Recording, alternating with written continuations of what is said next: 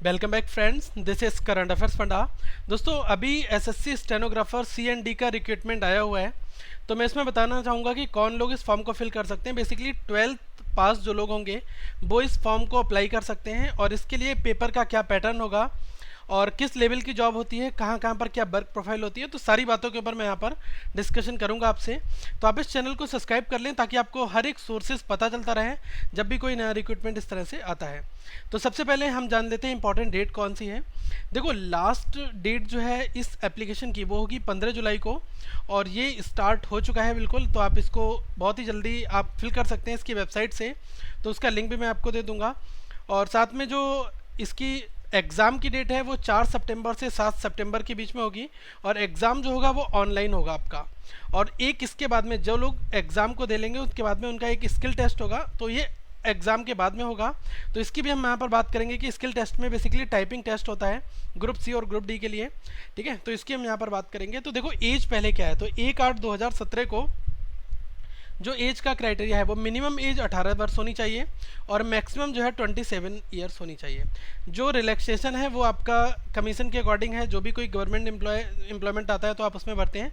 तो SC/ST के लिए 5 वर्ष, OBC और एक्स सर्विसमैन के लिए 3 वर्ष और PWD के लिए 10 ईयर्स का। तो ये तो रहा रिलैक्सेशन प्रोसेस। ठीक है, अब हम समझते हैं क्वालिफिकेशन कौन लोग इस फॉर्म को फिल कर सकते हैं। देखो, कभी भी क्वालिफिकेशन जो है वो 1/8/2017 को इनका मेजरमेंट हो रहा है।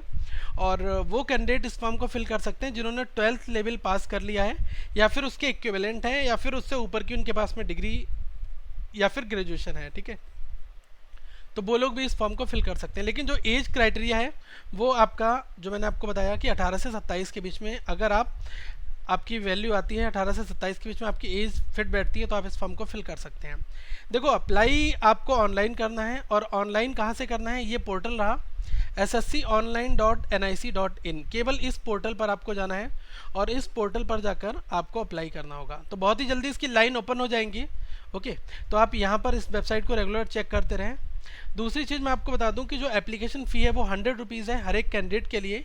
लेकिन कुछ लोग इस फॉर्म में फ़ी से एग्जेम्प्ट हो जाएंगे। वो कौन लोग होंगे वो आप नोट कर लें। देखो, जो आप 100 रुपीज़ फ़ीस है इसको आप चालान से भर सकते हैं, net banking debit credit card से भर लेंगे।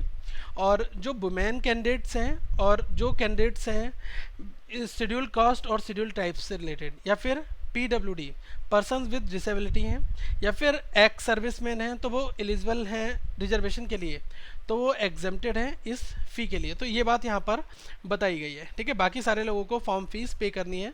तो आप वहाँ पर अपनी कैटेगरी डालेंगे, उसके अकॉर्डिंग ऑटोमेटिकली कंप्यूटर खुद बता देगा आपको कि आपको फ़ी देनी है या नहीं देनी है, क्योंकि सारा सब कुछ ऑनलाइन प्रोसेस है। तो अगर आप अपनी कैटेगरी को सेलेक्ट जिस हिसाब से करोगे, मेल फीमेल, तो उस हिसाब से आपका फीस स्ट्रक्चर भी वहाँ पर शो हो जाएगा। ठीक है, आगे की बात करें अगर जॉब प्रोफाइल की, इसमें जॉब मिलती कहाँ पर है। देखो, स्टेनोग्राफर अगर ग्रेड C की बात करें तो ये पोस्टेड कहाँ पर होते हैं, जो मिनिस्ट्रीज़ की जॉब होती है। क्योंकि सेंट्रल गवर्नमेंट का ये रिक्रूटमेंट है तो इसमें मोस्टली जो है दिल्ली में ही आपका रिक्रूटमेंट होता है, क्योंकि सारी ministries most of the in Delhi. ठीक है, अब इसमें क्या है, स्पीच राइटिंग। कोई भी एक आप देखते हैं ब्यूरोक्रेट्स है तो उसकी स्पीच राइटिंग का जो जिम्मेदारी होती है वो होती है स्टेनोग्राफर के पास में, और वो उनको असिस्ट करते हैं बैकग्राउंड में। प्रेस कॉन्फ्रेंस ब्रीफिंग्स होते हैं, जब आप देखते हैं कोई भी मिनिस्ट्री किसी प्रेस कॉन्फ्रेंस को रिलीज़ करती है तो उसके लिए भी असिस्टेंट के तौर पर स्टेनोग्राफर होते हैं। और जो मिनिस्टर या फिर ऑफिसर है इनको असिस्ट करने के लिए भी ये लगाए जाते हैं।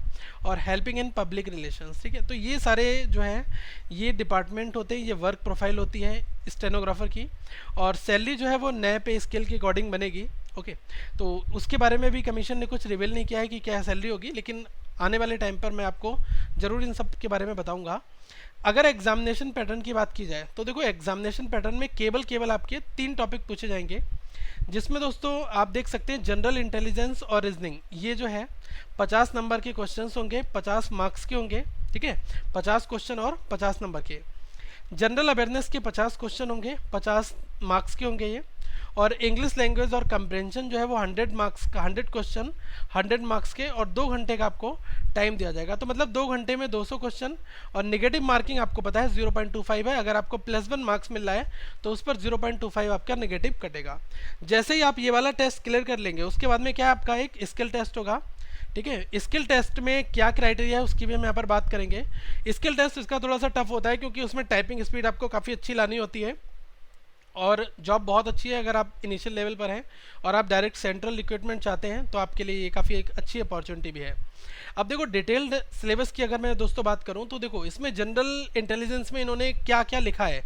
ऑफिशियल नोटिफिकेशन में इन्होंने लिखा है कि जो क्वेश्चंस होंगे उसमें वर्बल और नॉन वर्बल टाइप के क्वेश्चंस होंगे और साथ में एनालॉजीज हैं, सिमिलरिटीज एंड डिफरेंसेस हैं, स्पेस विजुलाइजेशन है, problem solving, analysis, judgement decision making, ठीक है, और arithmetic number series, non verbal series, ये सब है, सिंबल और देयर रिलेशनशिप, वैसे क्वेश्चंस बनते हैं। तो मैं आपको कुछ टॉपिक बता दे रहा हूँ, ये तो इन्होंने थ्योरी पोर्शन में बता दिया है लेकिन आप इन टॉपिक को तैयार कर लें। Analogy, missing number, series number, letter, symbol तीनों की, और formation of the bird, calendar की problems, cube dice, direction test, blood test और blood relations, classification, statement conclusion जो लॉजिकल पोर्शन होता है, बैंड डायग्राम और सेलोगिज्म, पजल मिक्स, छोटी पजल जो एसएससी में पूछी जाती हैं, मैट्रिक्स के question, paper image, water image, logical questions और आपका काउंटिंग ऑफ फिगर।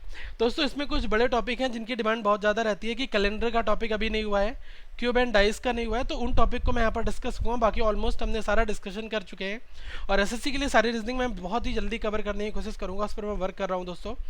और जनरल अवेयरनेस में इन्होंने सीधा मेंशन कर दिया है कि जनरल अवेयरनेस के जो क्वेश्चंस होंगे वो आपके करंट इवेंट्स के ऊपर आधारित होंगे, जिसमें हर दिन का एक ऑब्जर्वेशन होता है, तो आप उनको देखते रहें, न्यूज़पेपर को पढ़ते रहें। लिटरली यही कहना चाहते हैं कि आपका जो इंटरनेशनल और नेशनल अफेयर्स है वो आपका न्यूज़पेपर से काफ़ी हिट करेगा।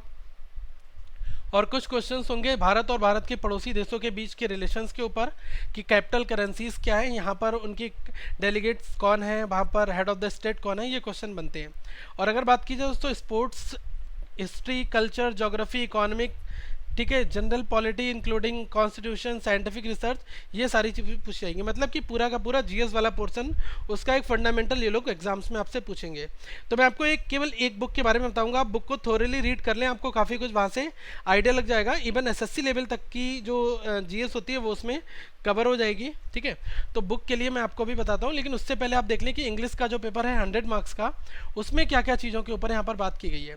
तो इन्होंने सीधे मेंशन किया है कि रीडिंग कंप्रेंशन हम आपसे पूछेंगे और आपका ग्रामर अच्छा होना चाहिए, वोकैबुलरी आपकी अच्छी होनी चाहिए, सेंटेंस का स्ट्रक्चर, सिनोनिम्स, एंटोनिम्स और करेक्ट यूजेस, मतलब कि जो सेंटेंस करेक्शन है वो सब चीज़ें आपसे एग्जाम्स में पूछी जाएंगी। तो मैं आपको बता रहा हूँ वो टॉपिक आप पढ़ लें। एंटोनिम्स और synonyms, voice and narration, idiom, phrase, spelling check, one word substitution, sentence improvement, error detection, cloze test, fill in the blanks और रीडिंग कंप्रेंशन, ये टॉपिक आप कर लें, साथ में स्पेलिंग मिस्टेक्स वगैरह भी, ये सब आपके पेपर में पूछा जाएगा, ठीक है। एक चीज़ ध्यान रखें कि आप कहेंगे कि कौन सा ऐसा कंटेंट है जहाँ से आपका ये जो पूरा फ्रेमवर्क है ये कवर हो जाए। तो दोस्तों मैं आपको बहुत ज़्यादा ये नहीं कहूँगा कि आप बहुत बड़े लेवल की बुक्स पढ़ें, क्योंकि ये स्टेनोग्राफर सी का एग्जाम है, एग्जाम काफ़ी आसान होता है। इसके लिए केवल आप क्वेश्चंस बना लें जितने भी ऑफलाइन सॉल्व कर पाएँ, और कोई भी किसी भी लेवल की एक टेस्ट सीरीज ज्वाइन कर लें, वहाँ से टेस्ट देते रहें, क्योंकि पेपर जो है पूरा ऑनलाइन है